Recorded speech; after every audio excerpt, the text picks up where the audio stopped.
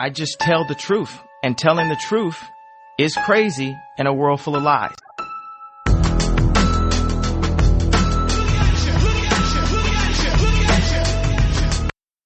Hello guys, welcome to the Mill Press, a time capsule for anything Bible related. We have been breaking down the book of Esther chapter by chapter every Thursday night at 9 p.m. We're finally up to chapter 7, which to me has been the most anticipated chapter. I've been waiting to touch base on this chapter. It took me so much just to get here, just because there's so many beauties and amazing glories within this chapter that will show you who exactly is God to us. How does he see us? Last week, we spoke about the provider's heart. We saw chapter 6 with Xerxes being unable to sleep, being a picture of Jesus always being at work, defending and protecting and always making sure we are okay, that he will rather lose sleep so that we can have rest, that he will rather give up his life so that you can have life, that he will live a perfect life so that you will be credited that righteousness. So now we get to see the provider's heart. Now we get to see what happens when the recipient of that heart is exposed. What happens to Esther when she sees the heart of her provider, her husband, her king Xerxes, when she unveils what has been issued right under his nose, what has been going on within his kingdom, what has been threatened in his very own home. This is chapter 7 of the book of Esther, which is titled A Husband's Rage. All right, so I want you first to get the picture, right? This is now going to be the third time the king has asked Esther, what is your petition? What is your request? 3 times he asked, and this is the moment where she finally goes ahead and tells him. It's Esther, Xerxes, and Haman sitting at a table drinking, and then again, the king asks, okay, my love, my wife, woman, what is your petition and what is your request? She finally looks at him and she says, okay, this is my request and this is my petition. If I have found favor in your eyes, grant me my life. This is my petition. And spare my people. This is my request. For I and my people have been sold to be destroyed, killed, annihilated. She's saying, listen, you want to know what it is? Here it is. This is my petition and this is my request. And we'll go there because, man, when I tell you, it's beautiful how God ordained and put this word together. When you look into the context of my petition, grant me my life, I started looking into the Hebrew context of what this actually means. And I noticed and I found that these are legal terms. Basically means this. When she says my petition, it's the same concept of a loan. She's requesting a loan, right? And when she says grant me, it means a grant, which is paid for, right? So she's saying, hey, I have a loan request. Can you pay it for me in exchange for my life? And if you don't know enough Bible, just let me tell you how simple it is. When Jesus was on the cross, he said this. He says, it is finished. And that may not sound like much to you, but when you look into the legal Jewish custom of the day, this it is finished is a legal transaction. So now think back to Esther. Esther is going up to the king and she's saying, I have a loan, I have a debt, and where my life is at stake. Can you grant me? Can you pay for me my debt? And let me tell you, that just took me right back because in the book of Colossians, it says, speaking of Jesus, that he canceled the charge of our legal debt, which stood against us to condemn us, and he has taken it away, nailing it to the cross. So what does that mean? It means that Esther from the gate, she's foreshadowing the fact that there is a debt that we have to pay. So you know how nobody's perfect? Fine. Nobody's perfect. But if the expectation is for you to be perfect and you're not, you are indebted, right? You have a debt because you have not lived up to that righteousness, to that perfection. So now you have a debt. And God says, don't worry, I am going to go ahead and pay that debt, right? So her petition is symbolic of what our petition is. That as a people in debt from righteousness, God says, okay, I'm going to send my son to pay your debt, and he's going to finish that transaction, right? He's going to grant you your life so that you can be saved. Now, this is Esther, just the beginning, verse 3. But look how amazing it is that even from the smallest verse, you can see Jesus. But I love the next part, because the next part is, spare my people, this is my request. Now, the first one was a legal term. And I kept looking into this because when she says request, what she's actually saying is this is a personal request. This is something that's something in my heart, something that's heartfelt. I need you to spare my people, which just shows you the type of person Esther was. She's looking out for herself and those around her, for herself and her people. She's saying, listen, you can spare me, yes, but my heart is also with my people. But it's funny because when I look into the Hebrew part of the word heart, this is only found 7 times in the Bible, most of it here in the book of Esther. But there's this other part in the book of Ezra when it's talking about a teacher who's described to have the law of Moses in his heart. So when you look at this personal request, it has to do with the desires of your heart. That God is not only concerned about your life, but also with the internal dwelling, your own personal emotions, the things that are going on inside of your heart. So for example, if you've been in church, you hear this all the time, right? Take delight in the Lord and he will give you all the desires of your heart. And people sometimes take this to mean that God will give you everything that you want. But the thing is, when you look through the context of what he's saying is, if what's in your heart is the things that are of God, then the things that are of God will be fulfilled in you. See, because God is not just concerned about sparing your life, but he wants to change your life from the inside out. He wants to take the debt away so you don't get no more collection companies calling you on the behalf of spiritual principalities and oppression and anxiety, calling you that you're not perfect. So therefore, now you have to pay these dues. Now, God says, no, I'm going to send my son to pay your debt. So nobody has a right to intrude on your peace, to intrude on your personal time, to take away your assets because you didn't pay for it. No, I pay that. And as a personal request, I'm also going to change your heart. I'm also going to give you peace of mind. And this is the book of Esther. This is just the verse 3 of chapter 7. But look how amazing it is that God is so concerned about our well-being and the posture of our heart, which just show you last chapter was the provider's heart. And now we get to see what that causes in the one that is provided for.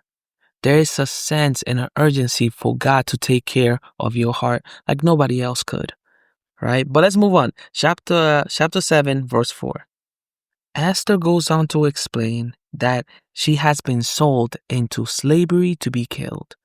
But then she takes it a bit further because she explains that if it was only that, if it was only slavery and not her being killed together with her people, but if it was only her being sold into slavery, she says in verse 4, I would have kept quiet because no such distress would justify disturbing the king. Now that posture of a loving and beautiful wife, that she says, I would rather slave myself than to disturb the peace of my king and husband. This is where we get the whole be his peace, not his problem. Because you see that Esther is taking an approach that's very different. For her, it's like, no, my priority is to maintain your peace of mind, right? That is me as your wife. I'm here to help you, not to disturb you, not to distress you. My job is to do that. So if I would have to suffer through some of these things, I would have done so. But because I'm now gonna be killed, I think this matter is worthy of me bringing it to your attention. Now, let me tell you something.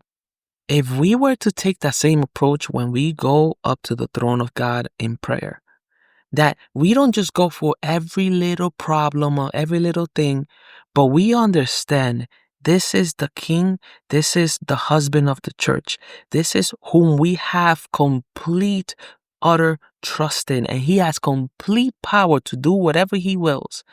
Right? And he will never allow, because that's chapter 6, he will never allow a weapon formed against you to prosper. So you have to trust that no matter what, he's there, right?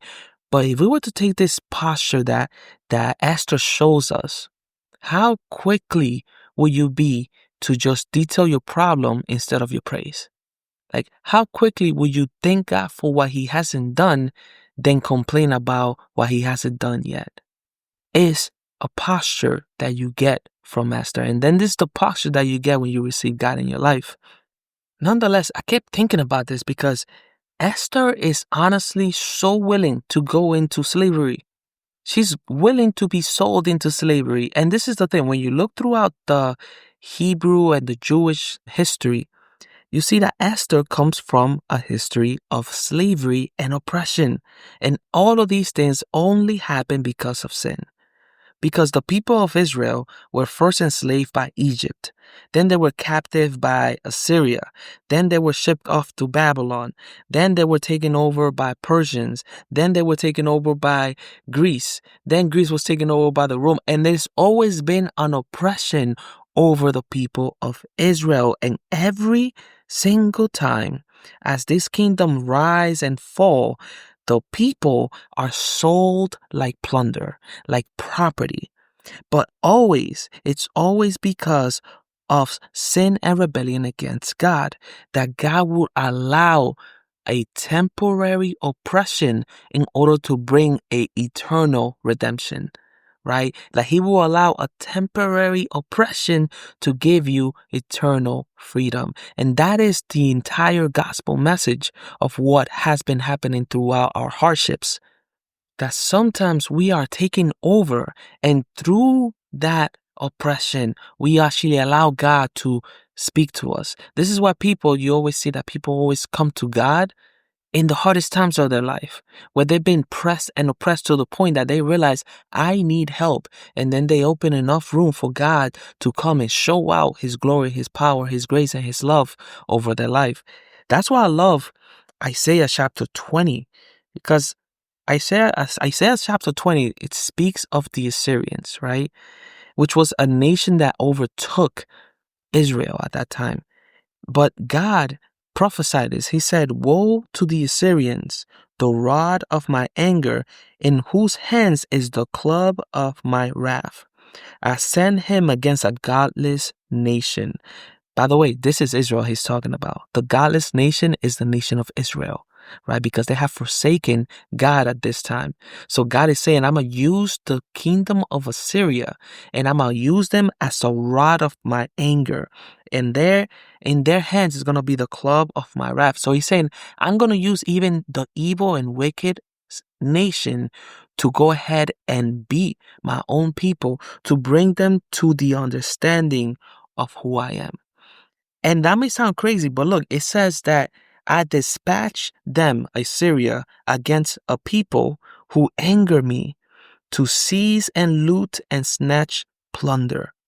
Because you have throughout the Bible this idea that we, the people, are God's treasured possession, right? We are his belonging. We are his property.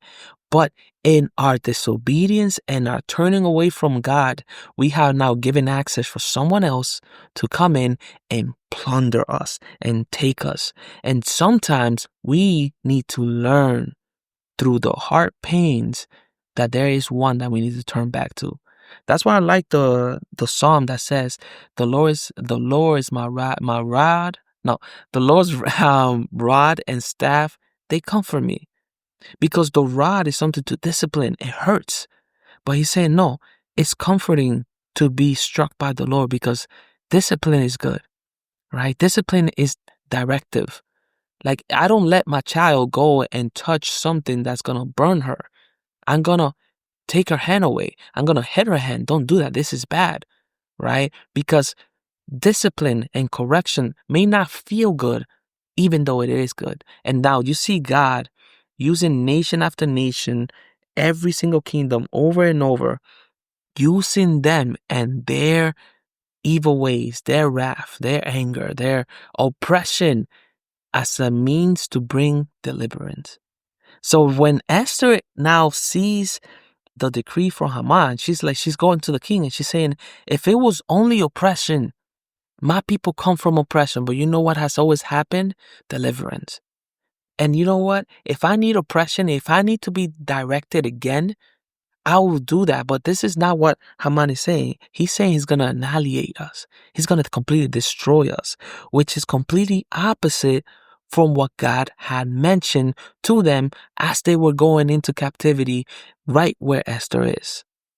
Because as Esther's great grandparents, or maybe her grandparents, right? Because Esther is a second generation, maybe third generation migrant at this point. But as her grandparents were coming into captivity into the Babylonian Empire, which was later taken over by the Persian Empire, there was a prophet named Jeremiah that told his people that this is what God says. He says, I am with you and will save you, declares the Lord.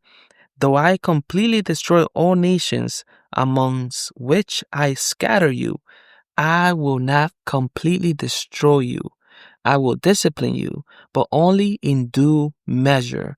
I will not let you go entirely unpunished. What God is saying is this. He made a promise to the Jews 100 years before this moment with Mordecai and with Haman and Esther and Xerxes. 100 years prior to this, God made a promise. He says, I'm going to send you to a place and I'm going to punish you. I'm going to discipline you in due measure, right? According to what you deserve. But I will not completely destroy you. That's the word and that's the prophecy and that's the promise God made the people of Israel. So when Haman goes and says, hey, I'm going to completely destroy these people, this is what Esther is saying. No. The word of God was that he's going to discipline us. So slavery makes sense because that's discipline. But completely killing us, that's against the word of God. And she leans not on her own understanding, but she leans on what the Bible and the word said to her 100 years ago through her grandparents. Look how amazing that is, that you can rely on God's word even amidst your hardest times. Now let's take it back to the dinner table, because you got to remember, you have Haman the king and Esther sitting at this table, and Esther just let loose and explain to her husband and king, I have been sold to be killed, me and my people to be completely destroyed. This is what's been happening in your kingdom, my king. This is what has been happening to your wife. I have been sold to be killed. And she's saying all of these things, and you can only imagine Haman sitting there shocked, like he is dying inside. Like he is for the first time hearing that everything that he has been plotting has been against the very wife of the king. And at the same time that he's having a midlife crisis, you have the king hearing for the first time that the wife and queen that he delights in has been threatened in his own kingdom. And his first reaction is, who is it? Who would dare to do such a thing? And then Esther, in this one moment, she just looks over Haman and she says, an adversary and an enemy. This vile man, Haman. This wicked man, Haman. This twisted man, Haman. And then Haman dies. Like, this man is dying. He's dead. He has to be. Can you imagine that you have been plotting to kill the wife of the king, who is known to be the most powerful person in the entire Persian Empire? And she's saying, hey, this guy right here did this. This guy is an enemy and an adversary. Now, those words may sound odd because we don't use those terms in today's time and culture. So let me just explain to you what she means when she says an adversary and an enemy. Because an adversary is someone, it basically denotes someone who has put you in a tight place, who has pressured you. It's the same concept of someone coming against you and almost pushing you against the wall, and you have nowhere to go. You are in a tight place, right? But then when she says an enemy, it means someone who has shown hostility towards you. Now, Haman and his plan to annihilate the Jews has not taken place, but the very intention alone is enough. And this is something that has been taught throughout the Bible. This is what Jesus says: if you lust in your heart, then you have slept with that woman. If you are angry at your brother, it's as if you have killed him. Because God, who looks at the heart, right? Verse 3, God who looks at the heart understands what it is that's in it, and he judges you based on it. So when Esther is there, she's saying, hey, this man has pressed me and has shown hostility against me. And let me tell you, I'm reading this and I'm like, all you see is that the king is enraged. And it says that he just gets up and leaves his cup of wine behind and just goes to the outer yard. In my head, I'm like, this man's about to pop the trunk on Haman. He's about to get the gun and just like behead this dude. I don't know what's going on, but I'm expecting something crazy. But I found it interesting because there's a specific mention that he left the cup of wine behind. And this is important because back in those days, kings were often murdered by poison. This is why they always had a cup bearer, right? They always had somebody to test the wine to make sure that it's not poison. When the king leaves his cup behind, he is showing a urgency. He's showing that I am not going to finish this dinner.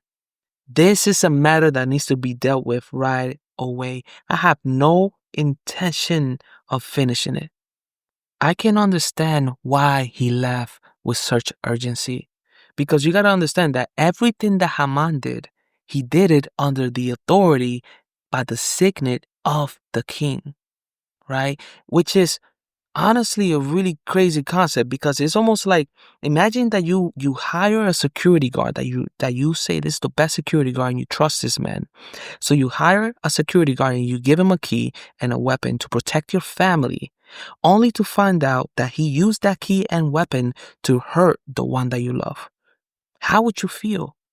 How enraged and at the same time ashamed would you feel that the very one that you had honored to protect someone has now defiled, disrespected, oppressed, violated the one that you love? And let me tell you something, as a husband, as a provider, as any position of authority that you hold, this is why you don't delegate the ministry of your marriage to nobody but God. This is why you never delegate the ministry of your parenthood to anyone but your spouse. Like, when it comes to God giving you a position, it is your duty to carry it out. You cannot say it's too hard for me, because God will never put you in a position that you cannot handle. As inadequate as you might feel, you have to trust that God who put you in that position can hold you through it. You never delegate your position to someone else. It is your responsibility to overlook the souls of those entrusted to you. That's what we got from chapter 6. But now we see how that applies even to the king, right? That you have to go ahead and take a stance to the position that God has called you. Which is amazing, because when I was reading that, it took me back to Jesus in Matthew 21. Because Jesus tells this parable of tenants in a vineyard, right? And he says the owner left hired servants in the vineyard to oversee the vineyard so that they can produce crop and they can take care of it while he's away. But then the owner sends different messengers telling them, hey, listen, do you got any harvest? Have you produce anything? And the servants beat the messengers that come in. And it keeps going and keeps going and keeps going. And what you get from the whole story is that you have these tenants, these hired servants, people that are only meant to be there temporarily, trying to take ownership of what's not rightfully theirs. So can you imagine if you own a vineyard and you hire somebody to overlook it, and then they decide to take ownership of it and try to steal it from you. What would you do coming back to that vineyard as the owner? And I love that because that's the question Jesus asked them. It's like when the owner of the vineyard comes, what will he do to the tenants? When the king comes back to the noble who disrespected and tried to kill his wife, what will he do to that noble? It carries this notion that whoever takes what God has given, right? Whatever responsibility God has given you, when you take it and do wrong with it and try to pass it off to someone else, man, and that person will instantly do wrong because that's not what they have been called for. That's what you were called for. What would the owner do when he sees this whole mess? And this is what we're going to see Xerxes do to Haman. Because Haman held the king's signet and passed an order to kill the king's wife. And now comes to the place and to the point where he has the answers for his decisions. The king leaves, right? And we don't know where. We're thinking he's going to come back with a sword, going to come back with a whole bunch of people. He's going to cut off Haman's head. At the bare minimum, this man is dying, right? But he leaves and Haman stays behind. And it's crazy because he starts begging Esther for his life. And then it says that falling on the couch where Esther was reclining. So he is like on the feet by her, like on her lap, just please spare my life, right? The king comes back at that same moment, and then he looks at Haman pressing against his wife, literally reclining over her on the couch. How does that even, like, your wife just finished telling you, this man oppressed me, this man tried to show me hostility. He doesn't know how far he has gone, but now he leaves and comes back just a few seconds later, and then he sees Haman on top of his wife, and then he says, will he even molest the queen while she is with me in my house? Man, the king was enraged because his wife just told him, this man just abused me, this man just oppressed me, this man pressed himself against me, and look, he just did it again in your own house. This is how things are playing out to the king. Will he molest her even while in my house? And I love how the word says it, because it says, as soon as the word left the king's mouth, Haman was taken. They put a bag over him. Later, he was impaled in his own house on the very pole that he had set up for Mordecai. Like the second he saw it, the words came out of his mouth, instantly dead, instantly taken back. And I love the fact that the very pole he had set up for Mordecai is the very one that he's impaled on. But I could not go over. I cannot get it out of my head just how quick and how enraged he was as a husband and as a king. It reminded me of a proverb that says, can a man scoop fire into his lap without his clothes being burned? Can a man walk on hot coals without his feet being scorched?